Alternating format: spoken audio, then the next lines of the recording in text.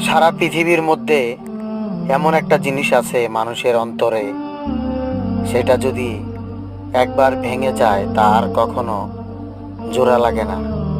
আর এই জিনিসটা ভাঙতে কোনো হাতুড়ি, পাথর কিংবা বড় কোনো অস্ত্রের প্রয়োজন হয় না। মানুষের মুখের একটুখানি বাঁকা কথাতেই প্রিয় মানুষের মন ভেঙে যায়।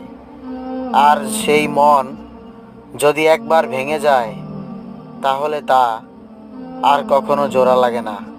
এজন্য ইসলাম বলে, কাউকে মনে কষ্ট দিয়ে, আঘাত দিয়ে কথা বলো না।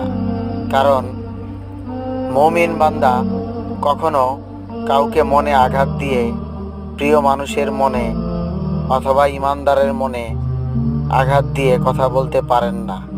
আর যারা আঘাত দিয়ে কথা বলে, আল্লাহ তাদের পছন্দ